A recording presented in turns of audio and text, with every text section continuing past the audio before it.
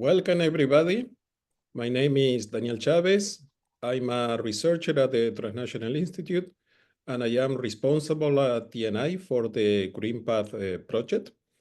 And I'm very happy to be hosting as TNI and as GreenPath the webinar of today, which is about a very timely topic. We are going to be discussing the impacts of trade and investment policy on the prospects for a just transition in Europe and the world. Today, we have a wonderful panel. We have Sarah Muravsky as a chair of the conversation of today. Sarah is a policy advisor and researcher at the Sustainable Finance Lab based in the Netherlands. TNI is also based in Amsterdam, in the Netherlands, our institute. And then we have two other panelists. We have Lucia Bárcena, who is European and is also Latin American. That's good because we are going to be talking not only about Europe, but also about the global South. Lucia is both Mexican and Spanish. She's connected from Buenos Aires today. And Lucia is a researcher specialized in EU trade and investment policies at the Transnational Institute, TNI. And we also have Professor Luciana Giotto, who is an associate researcher in the area of international political economy. She's also a specialist on trade and investment treaty, and she works at the University of San Martin in Argentina. Before we start, I would like to tell you a bit about our project. The GreenPath project is an initiative that began in October 2024. So we are exactly in the middle of a 3-year project. It's a quite large project. It is composed of 13 partners from 11 countries from across Europe, 12 partners from the European Union, and 1 partner from Serbia. And it's coordinated by the University of Cantabria in Spain. And what we want to do with this project is to address the complex and multidimensional nature of the just transition. In the case you want to know more about the project, I would like to invite you to visit our website.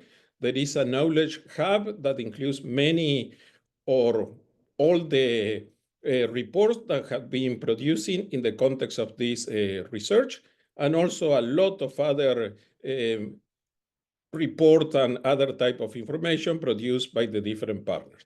So I would like to invite you to go to greenpaths.info, quite easy to remember. I think I talk enough for today, so I will pass the word to Sarah, who is going to moderate the panel of today. Thank you, Daniel. And we won't have enough of you, as you will come back in the very end to close this webinar. Maybe you can also share a link to the GreenPath project for those who were not able to note it down. And thank you for this lovely introduction. Good to see you all and welcome to this webinar. So my name is indeed Sarah. I'm a project manager and researcher at TNI, and I'll be today's moderator. And I welcome all of you to this webinar on the impacts of trade and investment policies for a just transition in Europe and the world. And in this webinar, we want to unpack the tensions between the current economic frameworks and the need for systemic socio-ecological transformation, while also highlighting alternative policies that center climate justice, democratic planning, and the rights of communities and workers. And hopefully together we can investigate topics such as decolonial climate action and global economic restructuring, bringing together voices from Europe and the global South and reimagining trade and investment for a just transition. So today we will kick off the webinar with the opening remarks of the speakers that Daniel just introduced. And then we'll have a roundtable discussion based on their opening remarks, followed by a Q&A, which is led by your questions. So you'll be able to submit questions through the Q&A tool. Please don't do that through the chat because that's a bit messy. So just use the Q&A tool. If you have any questions, you can already start posing them already there while Lucia and Luciana are opening. And then last but not least, Daniel will close today's webinar and we will finish at 5:15. So a bit more than an hour from now. And Daniel will also tell you a little bit about the next webinar, which is next week, I believe. Without further ado, thanks a lot, speakers, for being here. Lucia, Luciana, I'm going to give you the floor for your opening remarks, max of 7 minutes, please. And I'd like Luciana to start. Okay, thank you, Sarah, for this. Thanks for the invitation. It's really fun to be here because I was thinking what I can bring to the floor and what is that has to be understood or has to be discussed when we try to understand the relationship between trade and just transition. So I was thinking that we cannot avoid the topic of the moment, which is the tariffs imposed by the United States in the past month, actually. And I wanted to bring some remarks on this. First of all, that when we see what's going on, we have to analyze this phrase that I like very much of President Donald Trump when he said that for him, tariff is the most beautiful word in the dictionary. This idea he brought last year, and everybody was talking about that. I mean, what this is to say that tariff is your favorite word. So what you mean actually with that is that probably what we see is the ending of the era of free trade. So this is something important also to bring when we discuss just transition, because what we see is that, well, maybe, because this is what academics usually say in the last months, is that we are seeing the end of the order of neoliberalism, or the order of this global architecture of trade agreements, investment agreements, the World Trade Organization, WTO, that was also born in 1995. So we see the global order of neoliberal institutions that seem to be coming to an end. So this might be what we are seeing now as this new era of tariffs that Trump seems to be bringing about. But although we see that things have changed a lot, many academics also say that things have changed in such a way that the order that existed will not come back. But then we have to analyze a little further there. What is it that has ended? How deep will these changes go? And can we expect to see with these tariffs the total crisis of the free trade order? And these are some questions that have to be discussed in order to analyze also what is coming in the future and how we analyze transitions. So I want to bring some elements for this in the minutes that I have. First, we have to discuss what free trade was about. What was it really about? Was it just about tariffs? I mean, can we change the global order of neoliberalism with the imposition of tariffs? Our answer to this is that no, we cannot expect the whole free trade regime to fall apart with tariffs. Why? Because free trade was much more than just tariffs. What do we understand as free trade? Free trade was composed of 100 and actually 1,000, more than 1,000 trade and investment agreements that took place in the 90s, that were signed during the 90s. And trade was always, for this neoliberal era, and this since the internationalization of capital, has been understood not only as the circulation of products and services, but also as investment protection, as intellectual rights protection, and also as telecommunications and services in general, and public procurement. So this has always been not just about trade, but just as understood as a global sphere for capital circulation and for capital freedom. So when we talk about free trade, we're actually talking about the freedom of corporations. And that is something that has to be really understood in order to try to see also how deep will the changes go. And the second thing that I wanted to bring about is that the free trade agreements that we want to discuss today also included all these topics. So imagine that when Trump talks to Claudia Sheinbaum in Mexico, and says, you're going to have to pay or we're going to put these tariffs for the corporations to pay these tariffs in the frontiers, then what we're talking about is just 5 chapters of the NAFTA agreement. So this is just 30% or less than 30% of the NAFTA agreement is related to tariffs, but all the rest of the free trade agreement is related to the topics that we were saying before. So when Trump says, I want to put tariffs and I'm in love with tariffs and this is not going to change, what he's actually saying is that what we want to do is, as a state, to protect the US companies inside US territory, and the state will protect these companies, will help these companies develop, will actually help the companies in their competition with Korean, Japanese, Chinese companies. This is what we're seeing. It's not that he's against free trade. He just wants to make US corporations bigger, stronger, and so they are able to compete in a better way in the global markets. So this is what is when we try to scratch a little go beyond what tariff is about, and this beautiful word for Trump and what his politics is about, is actually what we see is that he is making US corporations stronger. And this, and I want to finish with this remark, I think that this, what we will see is that this will actually impede, this will actually be a stop to any just transition that we want to bring about, because what we're actually talking is about the getting stronger of corporations that include, for example, oil and gas corporations, mining corporations, that will actually go beyond any dream of just transition that we want to bring about, or that we are discussing with social movements, CSOs all over the world. So this is something that has to be taken into account when we try to analyze what the relationship between the trade regime and the just transition is about. I will finish here. So just some things on the table to have this discussion. Thank you so much, Luciana. And also good to know what Trump exactly means when he's talking about make America or make American corporations great again, right? And how that corresponds to the current trade tariffs. For those of you that just joined, we're now going to Lucia, who will also kick off with some opening remarks, 7 minutes more or less. Then we're going to have a discussion amongst the three of us, and then we'll have a Q&A from the audience. So if you have a question to either of our speakers, you can put it in the Q&A tab, the tool for Q&A, and I'll pick them up. Lucia, floor is yours. Yeah, thank you, Sarah. So hi, everyone. And I will continue building a bit on this big picture that Luciana just gave us, to go a bit more specific on the EU and the US, how they have been dealing with their trade policy.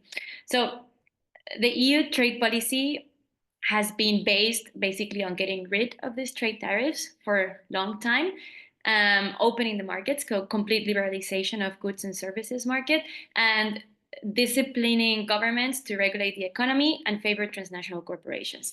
This has been the EU trade policy up to today. But this model has been a failure. Basically, it hasn't delivered anything that it promised. So it hasn't delivered, it has been a failure for workers. It hasn't been delivered better labor conditions. It has been a failure for, partner countries. It hasn't improved the asymmetries of powers that exist. And it also hasn't contributed at all to global inequalities or to reduce poverty. So in this moment where trade is in the picture, you would think that the EU would take this opportunity to rethink its trade policy. But instead, what we're seeing is that it's pushing for more and more of the same. So the EU basically is continuing to promote a whole number of free trade agreements with countries in the global south, particularly in Latin America, but also in East Asia, in this competition with the USA and also, competition with China. So the EU is continuing to promote the same system, and not only now with free trade agreements, but other trade-related instruments that we will maybe later on go a bit more into detail to understand how they work. But basically, the EU is continuing to push this system, promoting this idea of multilateralism as a win-win situation for all. So the idea that in this multilateralism, everybody fits. So what has been saying until now, no, it's a win-win situation for all. And in this narrative, it continues to expand the system of free trade agreements and these other instruments. So, for example, to put it also a bit in context on this green transition, since the announcement of the European Green Deal, which was in 2019, which was announced as the major instrument to move towards a just transition. After that, major things happened, right? Like the Ukraine war and also the COVID-19, and that changed also the vision of the EU by looking at the Green Deal, not only then as an instrument to support this green transition, but it turned into this idea of improving competitiveness in the EU and increasing defense and security. So these new like priorities started to fall in the same bag as the Green Deal. And after this announcement of the Green Deal, at least 9 different policy instruments have appeared that include trade and trade and investment as a mean to, guarantee this security for the EU to access raw materials and to insert the EU's capital in this global value chain, in this rush for, situating itself in a better position, in a better role in this new area to come. So, for example, the latest instrument that we have seen is this clean trade and investment partnerships, which we're still not very sure how they are, how they will work. But basically, this is a way to fast track free trade agreements with the countries that the EU is eager to secure its access to resources. So the EU is using this narrative of win-win. By signing this agreement, everybody will win. Multilateralism is still working. The US, on the other hand, is using a different narrative with this with this more like war language, so this trade war, this idea that not everybody fits, so only us fit and we have to save ourselves. And it's using this with lots of violence, and it's being very aggressive. And what we're seeing is that, as Luciana was saying, there's this whole idea about the tariffs, but that's not the only thing that Trump is doing. Trump is basically now negotiating unilateral trade deals with many countries. The one that we have seen what we have heard the most is with Ukraine. They have negotiated them by bullying them, by using just diplomacy that we haven't seen so far. So, and it's using on the other side, Ukraine is using their metals and resources to leverage to try to negotiate something with Trump. But basically, this is like the new way of how the Trump administration is going to be dealing with trade from now on. And what we have seen and we are reading is that currently the US has at least this type of bilateral negotiations with at least 75 countries. And it's also doing this in this idea of dividing and conquer. So it's not negotiating, for example, with the EU as a bloc, but it's going to France, to the UK, trying to reduce this idea of multilateralism, what the EU is promoting.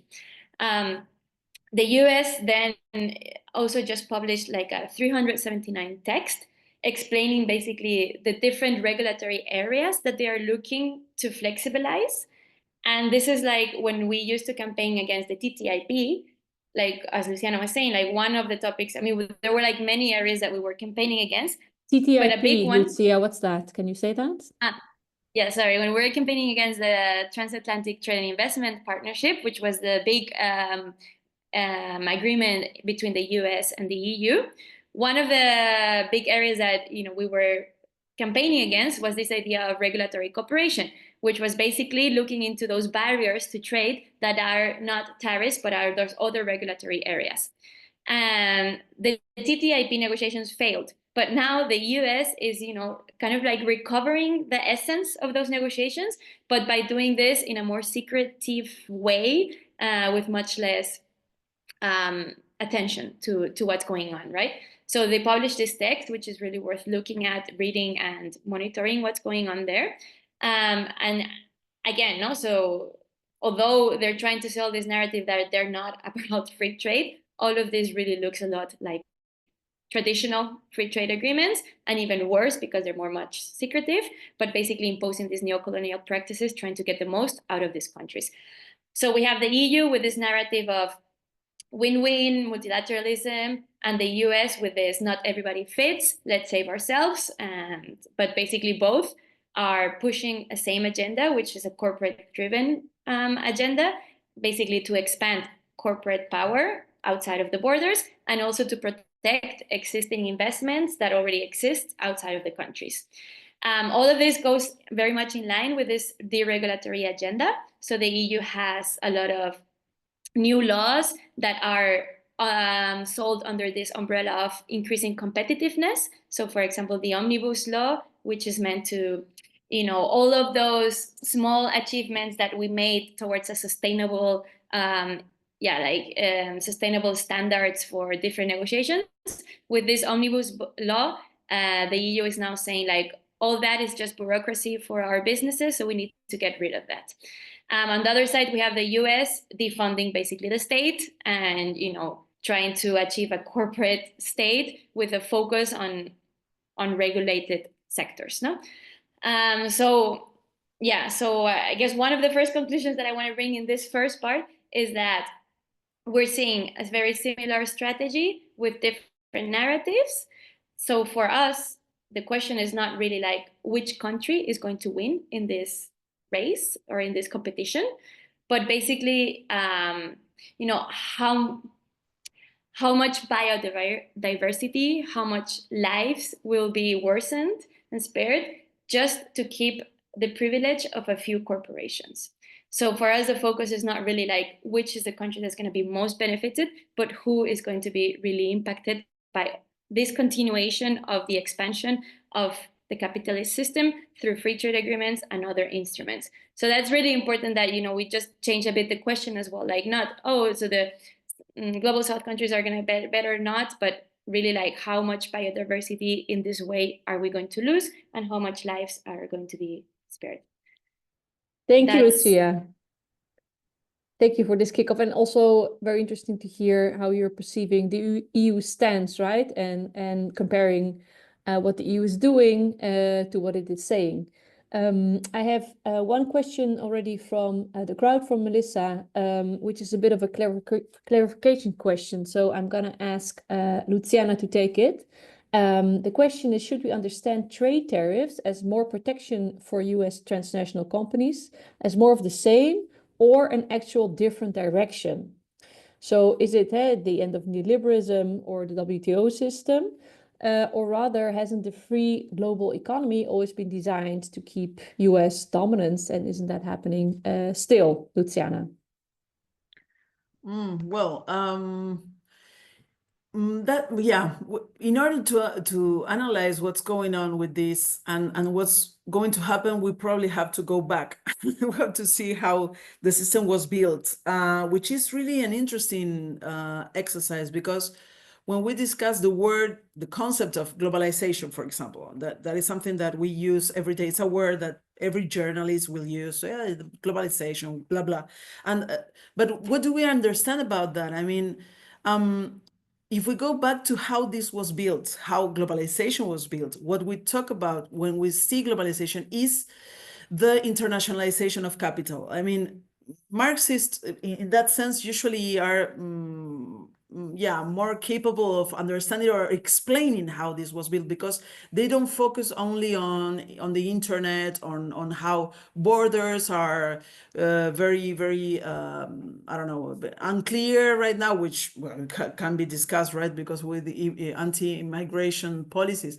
But in the 90s, right, we're going to have this world, this world that will be together and everybody can communicate. This idea of a positive globalization, actually, when we see the process of internationalization of capital, what we see is how corporations fled away from US and from Europe because of the price of labor power. I mean, the price of labor was really expensive after the welfare states of the 50s and 60s, right? So we had very, very, very expensive labor power, very, of course, very, very capable of working in industrial processes of this labor power, but also very, very expensive, and a lot of trade union actions. Let's remember in the late 60s, the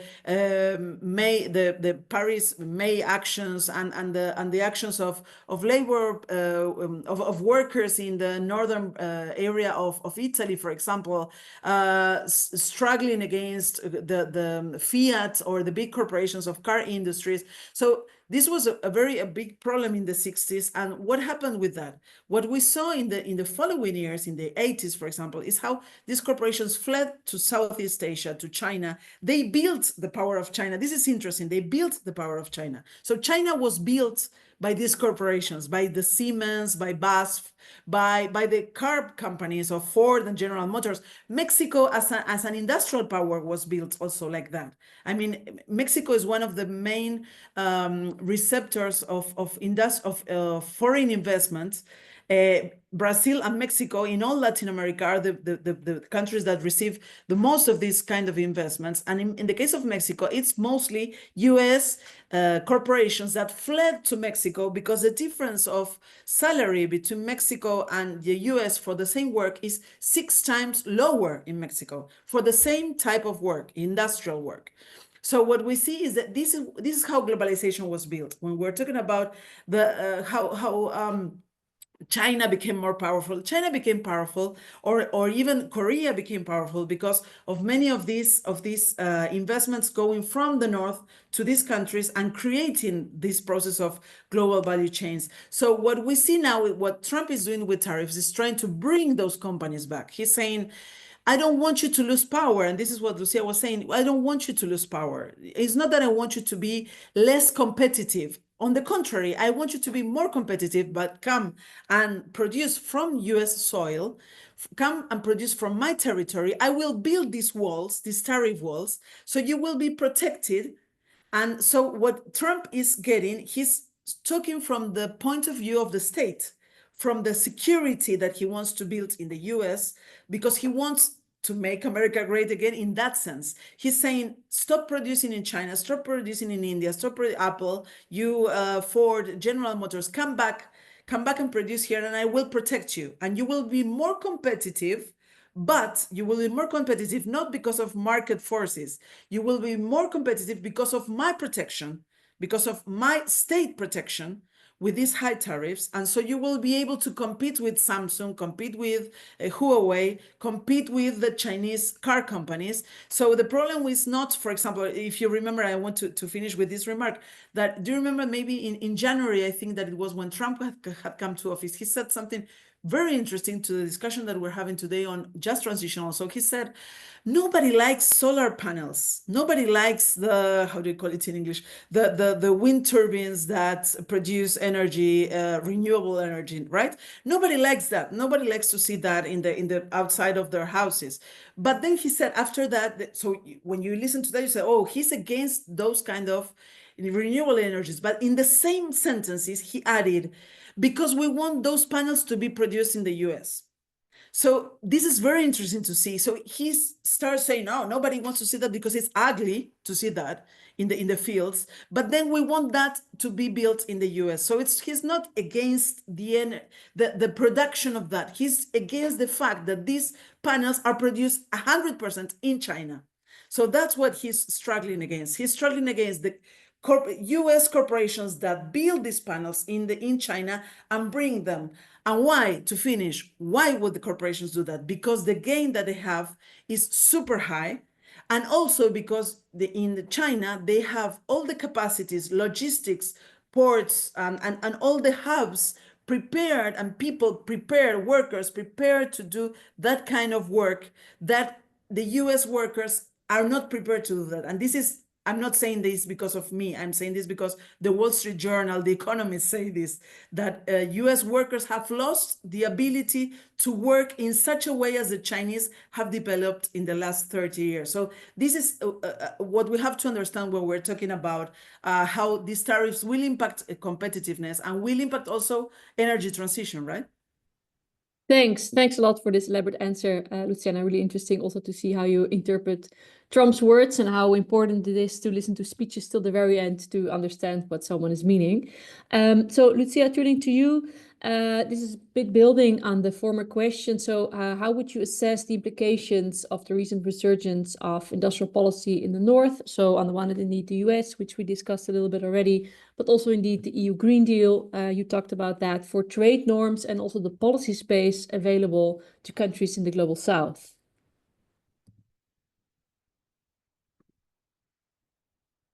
Lucia, you're still muted. A beginner's mistake. Don't worry.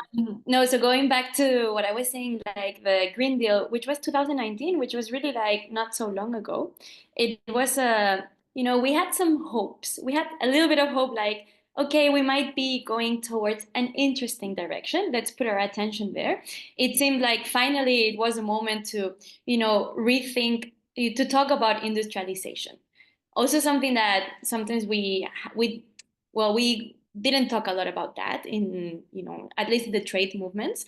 So it was like a moment to let's talk about industrialization. And, we could have seen that as an opportunity, right? Like it's the moment to really rethink what type of industry do we want? What do we want to re-industrialize? Existing industry that we can use for, I don't know, building solar panels for this transition. What do we want to disindustrialize? For example, military and defense. We don't want that, disindustrialize. And what do we want to industrialize? So new things like circular economy, recycling, reuse, build more resistant technologies, conversations that would go in that direction. But unfortunately, that debate did not happen. And instead, this agenda of the green transition, as the power very well does, they took it into their hands. And, we started seeing now what we're seeing is this green tech revolution is basically a competition between rich nations. So China, the US, Japan, UK, to see who has more access to the raw materials and controls the value chains. By value chains, I mean like everything, no, from the extraction to the distribution and selling. And in that crazy competition, global South countries are trying to, see where they fit in and how to get the best out of this opportunity. With different models, of course, because not every country is the same. So not every country is the same. In the global North, we know like China holds a dominant global position in this tech supply chain. And not only they hold a dominant position, but they have also been investing for a longer time in mineral-rich countries. So they have like a more dominant position in that sense. The US, on the other hand, has, we can say, like an advantaged position because it still has some domestic energy and mineral resources, and it has some industry, for example, EV batteries, no? But it still relies a lot on imports for other technologies like wind and solar. The EU in this scenario is the most disadvantaged position because it's like since so many years, the EU has delocalized its industry, basically using this model of free trade agreements, that it doesn't have any industry today. So everything is deslocalized and it's highly import dependent. So in most minerals, and we produced a report in TNI called the Raw Materials Rush, where we go a bit more in detail into this, but basically the EU is up to 99% dependent on most of the critical minerals needed today. And on the other hand, it has a high consumerism. So it is already consuming like around 1/3 of metals produced globally, and we're just 6% of the world's population. So in this scenario, there are different like positions, right? So also different strategies. And this is also why we look a bit more to the EU, because in this sense, the EU really needs to deploy this set of instruments, including free trade agreements, because it's the way to guarantee a bit of access and control in this whole supply chain, right? And also in this competition, we're seeing that what these rich nations are proposing are basically protectionist measures within the borders, no? So we have the IRA in the USA, we have the Green Industrial Deal now in Europe, and we also have the Made in China proposals, no? So basically, they're proposing these protectionist measures inside with specific support programs and subsidies for their own national industrial sectors, while at the same time telling resource-rich countries that they cannot do that, because what they need to do is to open up their markets, because what they need to supply the rich nation countries are these raw materials. So what I said, no, like they are very specific policy measures that if we want to, we can go a bit more into detail into what, the Green Industrial Deal says. But for example, yeah, this Green Industrial Deal was just like published some months ago, and you could read, it was very interesting. It's not very long, you can read it. And there's one big part about opening market like based rules to access raw materials. And it's very clear about how free trade agreements and these clean trading investment partnerships and other instruments are going to be needed and used to make sure that EU investment is protected and also incentivized. But at the same time, in that same text, at the end, there's a whole part about how the EU also needs to come up with new ways to screen what type of investment is going to accept or not. And if those investments come in the EU, it has to make sure that it leaves technology, so this idea about tech transfer, or even obligations to open joint ventures. So like in the same text, you have policy measures that are telling like how countries outside of the EU should behave, and at the same time, how foreign investment should be treated within borders. And then you have, so what happens in this sense with the Global South countries, no? In this, what I was saying at the beginning, like the dominant position of China, the US more advantage, and the EU more disadvantage, you have Global South countries which are basically being inserted into this global value chain in a subordinate position. So primarily through the extraction and export of natural resources, as I was saying, often driven by the pressure from signing these trade and investment agreements. So this is what at least the EU is trying to get, but also by many countries that have resources in the Global South, they're also looking at this as an opportunity of growth, right? So, but in this way of looking at it as an opportunity, of course, like not all countries are the same. And as Tim Sahai and Ilias Adami, like other academics they talk about like 3 different models, which I think it's helpful for us to understand this different categorization. So they talk about the Indonesian model, which is basically those countries that have a lot of resources that they can use to leverage and to bargain and to get to negotiations. So Indonesia is the country that has the most global supply and production of nickel. So it's not the same to negotiate in that position than to negotiate as the DRC and other countries that have less resources, so they don't have the same like opportunity, right? And then you have like other countries like what they call the Brazil model, which are these huge countries that have a huge market. So they're, kind of like trying to negotiate with this idea of market access. If you want to access our market, then you have to give us tech transfer. Then you have to negotiate under these rules.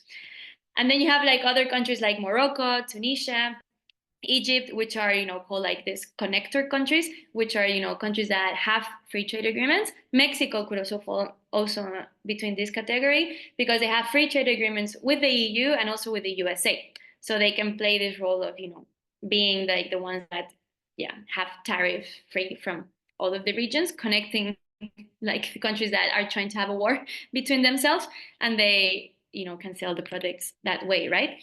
But this is like, a bit of like the different roles, which is important to, also know because it's not the same strategies for everyone.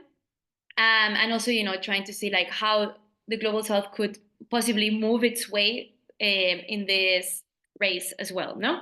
So for example, okay, not all the countries have the same resources, not all the countries have the same market access, but then ideas could come up of maybe having like regional blocs or, having different type of agreements where the countries will not negotiate one-on-one, but try to have a bit more of a stronger position when negotiating the rules and the agreements that the countries in the global north are trying to impose to the global south, no? But anyway, what is clear is that Lucia. Yeah, so what is clear is that this could be a moment of opportunity for global south countries to benefit from the situation, and we can talk about more of this later. But it has to be done rethinking, under what rules, how these countries, can negotiate together, unite. Otherwise, old colonial rules under these FTAs will be replicated with global south countries. Thanks a lot for this amazing answer. Also very interesting to hear about the different interests, right, of countries in the Global South. We often speak about the Global South, but of course it's very different countries with different interests, which also means maybe they need different strategies. And then it's also interesting to think about a common strategy. So I'd be very happy to come back to that later, actually. But first I want to touch upon another topic you raised, critical raw materials. Turning here now to Luciana. So in the past decade, the EU has developed a critical raw diplomacy in order to guarantee access to critical raw materials. As Lucia explained, it's very dependent on importing those materials from outside of the EU. Can you tell a bit more about how the EU has developed this strategy, and perhaps also say something about where the EU currently stands, and whether there are also different pathways to take there instead of the good old exploitation that has been, of course, persuaded for the past decades? Mm-hmm. Yeah, what we see in the past years, because I will relate to what Lucia was explaining before, but what we see is the development of a strategy of not only the EU, but the US too, of the securitization, they say. So we are seeing a new strategy where they say, well, we're doing what we're doing in foreign policy because we need to safeguard our security. So this idea of securitization has come to different areas of foreign policy, where we are seeing that also is in the area of trade and investment. This idea of critical raw materials diplomacy has to do with how in all the documents of the EU, for example, that we have been reading in the past 2 or 3 years, we see this idea of we need to guarantee the supply of these critical raw materials. Lucia was explaining that the EU, in the case of the EU, the problem that the EU has is that they're completely dependent on these imports. And this is a big problem regarding security. Why is this a problem? Because if you want to compete with the US and you want to compete with China, and you're far behind already, and a German industry is far behind already in this competition for energy transition, then you need to secure the supply of the basic element that you need for production of, for example, solar panels or batteries or lithium batteries, right? You don't produce that in your territory. You are desperate to try to develop different kind of mining projects inside the European territory. We see that in Serbia. We see that also the promises, for example, outside of Paris, things are really interesting to see. They say outside of Paris, you will have one of the biggest mines of lithium of the, well, I don't know if of the world, but at least the European region. And this is something they expect to do in the following years. And you say, why would you have that? Well, you have that because security has become an issue, and also competition has become an issue in this new context, in this new capitalism. So what we see is that the EU has developed this kind of diplomacy where they said, every time the EU negotiates a free trade agreement, the critical raw materials has to be there on the table to be discussed with the partner. Where we see that? Well, we saw that in some of the examples that Lucia gave, but I could develop a little further that, for example, we saw that in the negotiations of the modernization, that's what the EU calls it, of the trade agreements with Chile and Mexico, for example, where they included a chapter, this is a whole new chapter, that is called energy and raw materials inside these trade agreements. And these chapters is very interesting because this is a way to see how this critical raw materials diplomacy has developed. That is the need to include these topics inside the trade agreements. Why would you do that? Because you're using trade as a kind of lock to lock everything that you need from that partner. So you need not only to have access, to have market access, which is trade, right? Market access is trade, what we were saying before. Well, it's a typical issue related to trade. You want market access from the other partner, but that is not all. I mean, you want to secure your investments too, but also you need to secure the supply of these raw materials, for example, from two partners that in Latin America are important related to mining, which are Mexico and Chile. For example, Chile is one of the main suppliers of lithium in the world, and also of copper, which are considered critical raw materials because of these two materials are needed for energy transition. So, and not only energy transition, we have seen many, well, not many, some reports that actually trying to see the connections between these elements, these materials that it will be used for energy transition, but also important for digitalization and also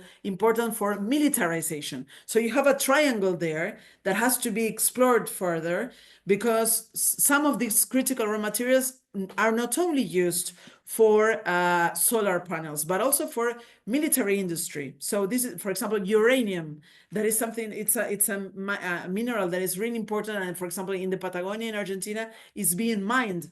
Uranium is very important for military purposes. So there you have how security issues mix up with trade issues, and these appear in a free trade agreement. Somebody or an economist would say, well, this is not an important chapter, energy and raw materials, because actually it doesn't relate directly to economic issues or to tariffs. No, of course it doesn't, but it does relate to what Lucia was saying before.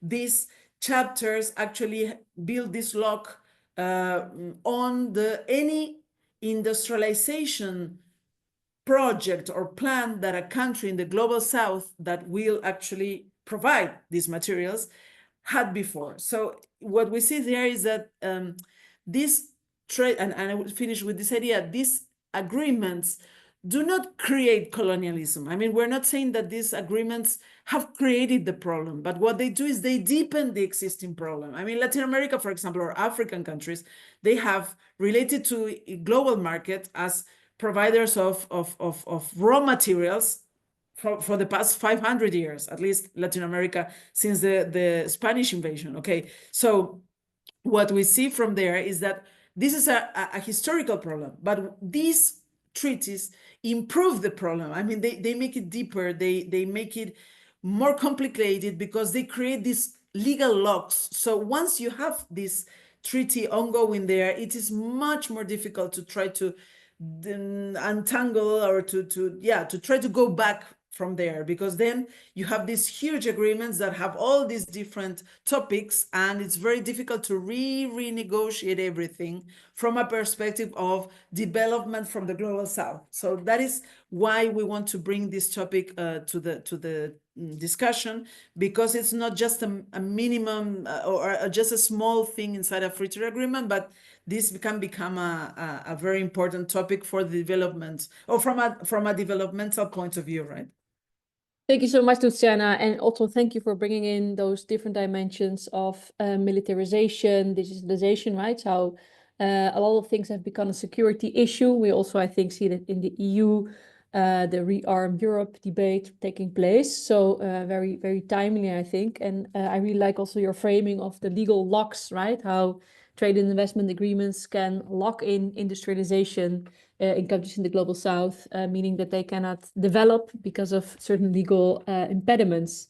And we'll talk about those hopefully later, and also how to write treaties in a different way, or perhaps get rid of certain treaties at all.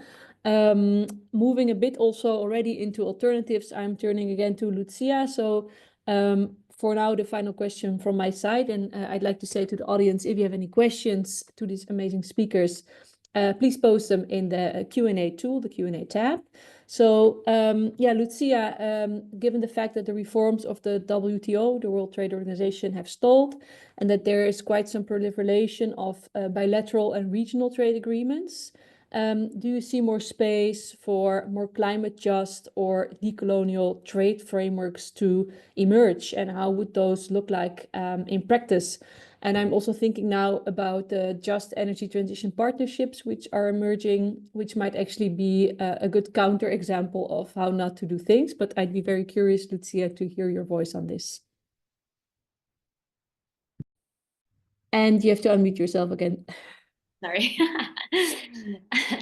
No, I think I'm just like probably gonna go back to some of the things or some of the ideas that I tried to communicate, which is that there's like this trend, or this tendency to jump towards the next big instrument that the EU is proposing, or the mechanisms that we can use to benefit from this era, no? But again, we're like losing this opportunity to rethink everything, basically, no? Like industrialization, our economies. So here, what maybe would be interesting to provoke is a bit trying to get an answer to this idea of how can we develop an emancipatory agenda to stop depending on big transnational corporations, for example. So there needs to be an emancipatory agenda with true sovereignty for countries and the people.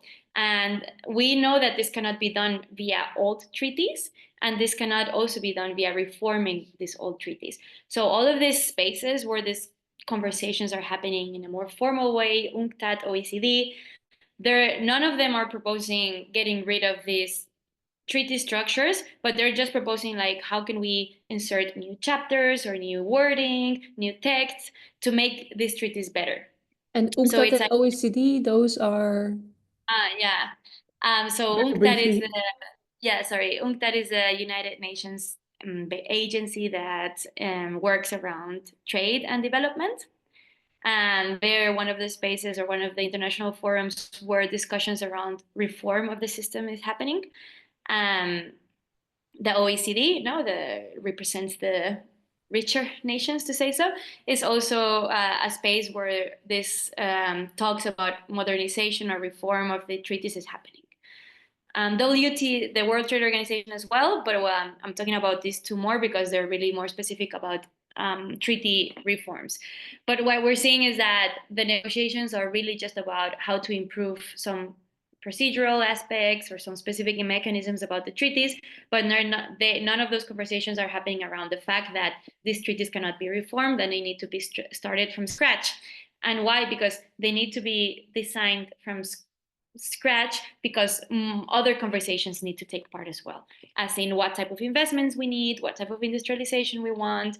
And this text and these negotiations ideally would not only come from governments, so from top to down, but also engage other stakeholders in the process of making. Because what we have learned up to today is that although they say that trade is about trade, it's not about trade. It impacts the economies at the local level, workers' conditions, it impacts communities, biodiversity. So conversations around trade really need to be opened and multidimensional because it has impact in a very multifaceted way as well, right?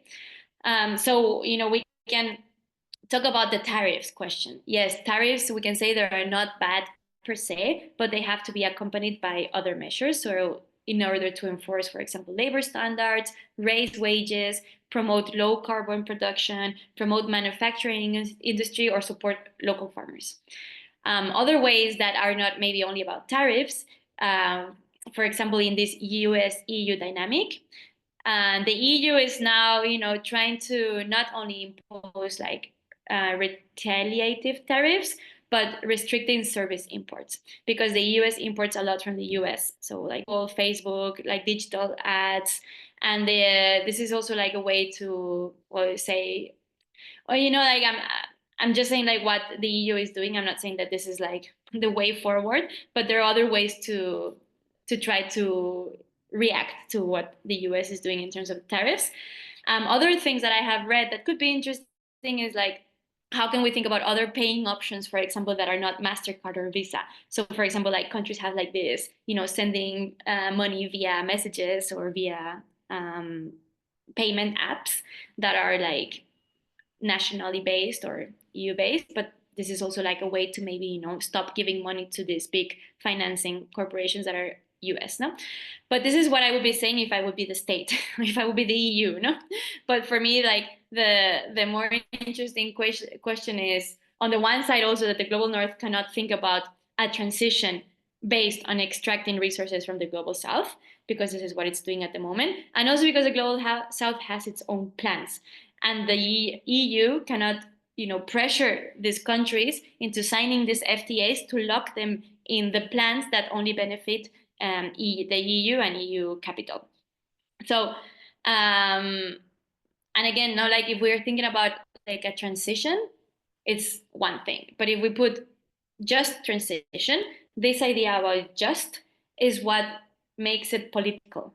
And it's what makes it, talk about power relations. So who owns the transition today? So again, it's not just saying about this moment as an opportunity to grow the economies by inserting ourselves in this global value chain, but really to rethink these power dynamics. And what I was if I may, because there's a question that's very related to what you're just now saying, so maybe you can already take it into account. It's by Caroline Dammen, and she's saying, I'm wondering how we can formulate a model trade agreement that is more transformational. So how can we fully integrate social and environmental externalities into costs so as to avoid trade being a means through which countries externalize environmental and social costs, exploiting labor and the environment in poorer countries. So I think you're already heading a bit towards that answer. Perhaps you could also incorporate Caroline's question here. Yeah. Well, I mean, that is a good question. That is something that we work not only in TNI, but also in the European Trade Justice Coalition. Some years ago, we published what was called the Alternative Trade Mandate, which is a very big text proposing different areas on what a trade model agreement could look like. So we can definitely go back to those ideas.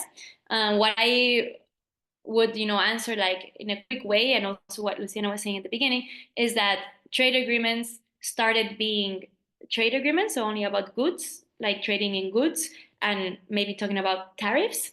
But today, trade agreements are about so much more. So at least the number one thing that has to be done is that trade agreements, if we want to have them and if we want to keep them, really need to go back to the basics, to being about trading in goods.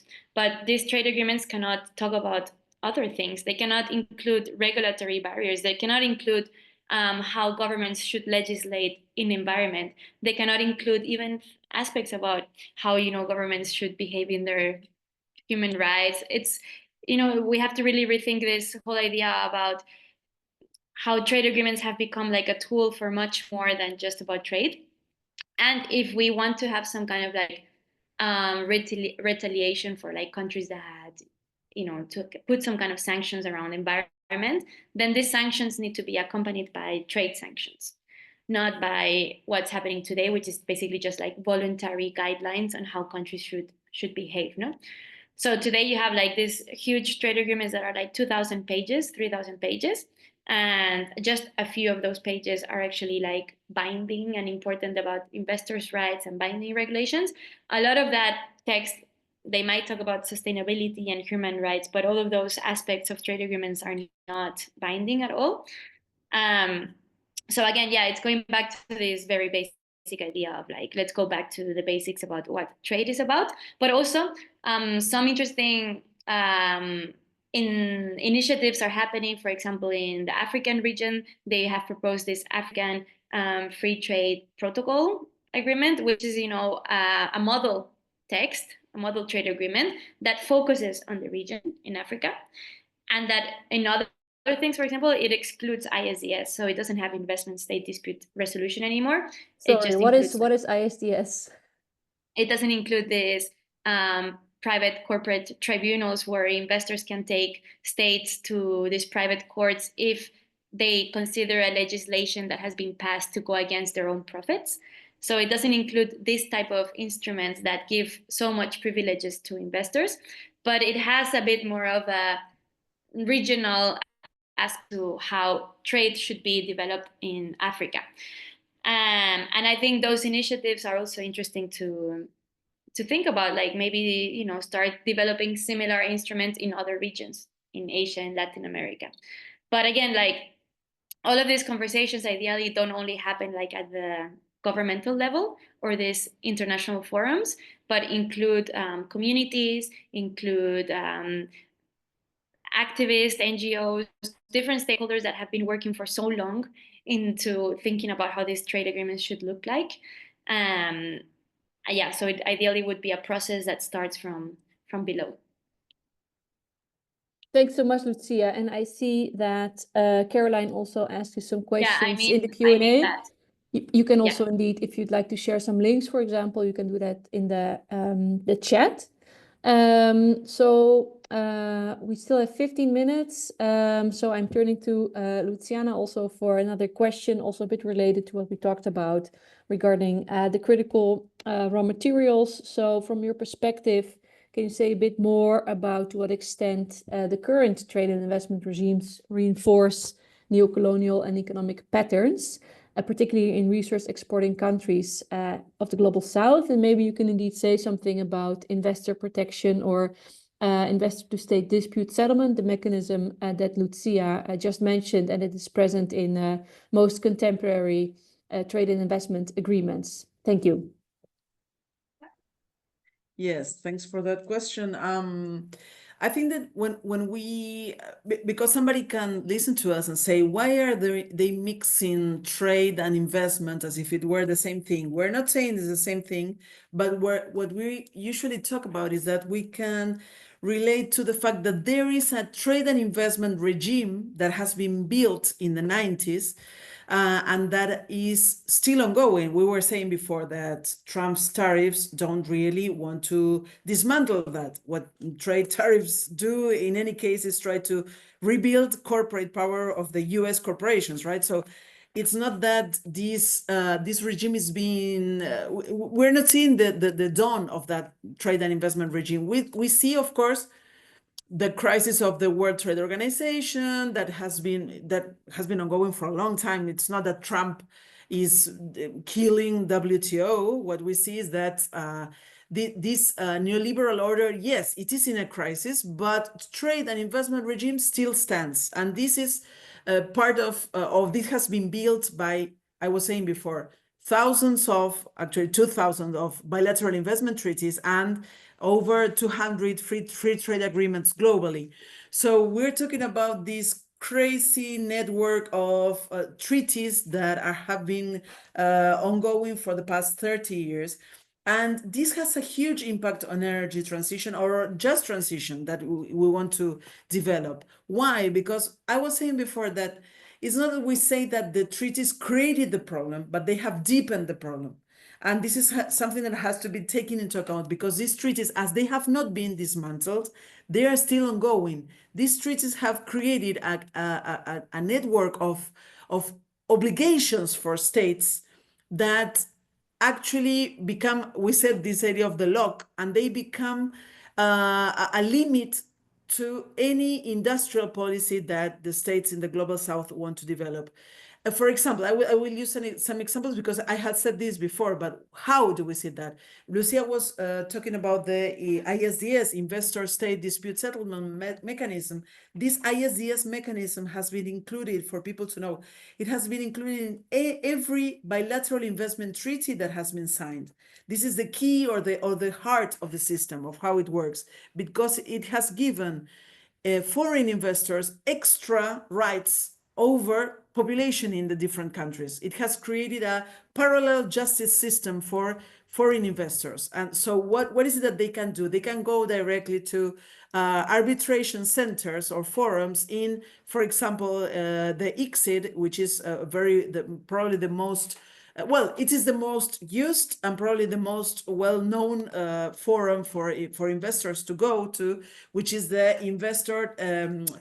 Oh, sorry, I know it's in Spanish, but it's the investor center for the controversies between investors and states. So this is where they can go, and they will have this tribunal of 3 private lawyers that will deal with a claim. And what will happen actually is that what they can do is they have to just wait for these investors to make a decision. States cannot appeal. States cannot say, I want this to be revised. They just want to, they just are able to say, I want this annulled or not. But the nulling of the process is just if the process was badly developed, not because they don't like the decision. I mean, the state doesn't like the decision, and they say, I want all the process revised. And this is just a very unfair process that was created 50 years ago, and it was adopted in every bilateral investment treaty in the past 30 years.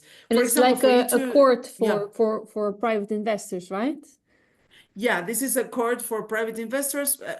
For private investors or public investors, but foreign investors, okay? Right. So it creates a parallel system of justice when we see that if we as citizens, I cannot go to the ICSID or to any forum of arbitration and say, please, I want to make this claim against Chevron because there has been this pollution of the air or the rivers in Vaca Muerta in Patagonia in Argentina, for example. I cannot go as a private citizen, but corporations like Chevron can go to these forums in for example, that they are based in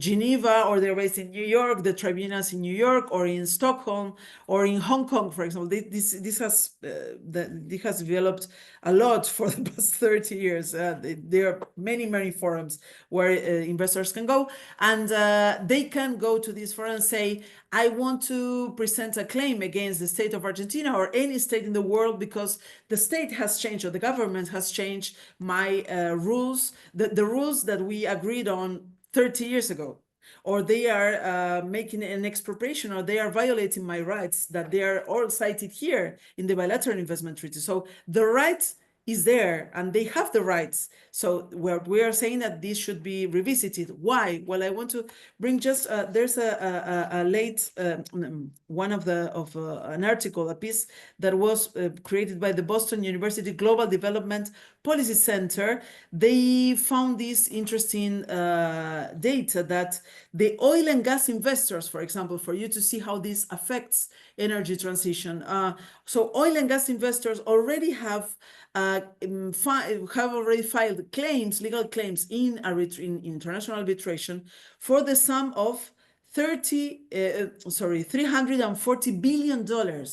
These are ongoing claims against states all over the world. So we're talking about huge sums that are usually claimed by investors, because what they try to do is to try to put these huge claims, and then they say, well, I know that I will have to negotiate with the state, but I will get something out of this anyway. And many of these investors, we know that they actually don't want to get the money of the claim. What they want is the state to go back in the regulation that originated the controversy in the first place.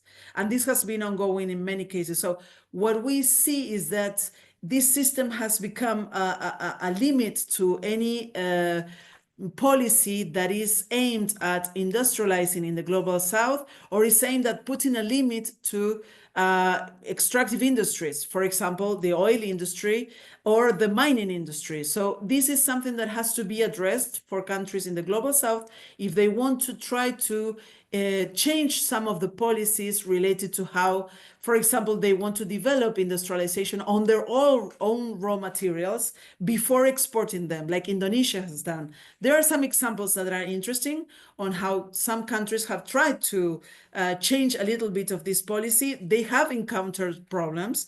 For example, Indonesia has been receiving some claims against this industrial policy in the WTO, in the World Trade Organization, and also through ISDS claims. So the legal system works for corporations. So when they see that their rights are being affected, with countries trying to use some of this capacity of regulation, these corporations will react and will use the rights that they are existing in the bilateral investment treaties. That's why we say, I finish with this, we say there is no just transition, or there is no energy transition process that is possible with FTAs and with ISDS still ongoing as a legal system for these corporations and their capacities, right? Thank you so much, Lucero. Those are amazing closing words. Before I go to Daniel, I just want to give Lucia 1 minute the possibility to say something on alternative blocks, because you mentioned that countries in the global south might have different interests, but they might also form new coalitions. So do you see any potential in alternative blocks like BRICS or otherwise to reshape global trade norms? Are you seeing any interesting developments there? So this was really like a proposal as on how we can move forward, like things that we can think about.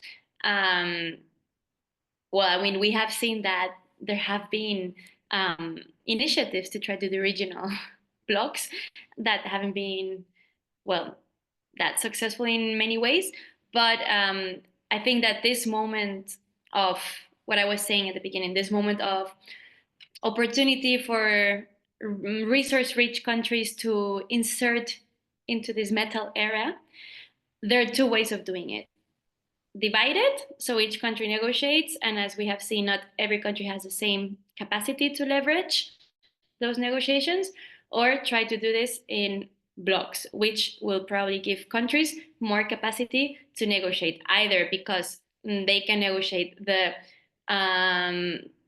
with the resources they have in terms of numbers, it's more if you do it together, and also because of market access and other things that could be interesting for the countries. But so just saying that there are these two ways of moving forward, and what the US is really trying to do is dividing the countries to negotiate individually, because this makes them weaker.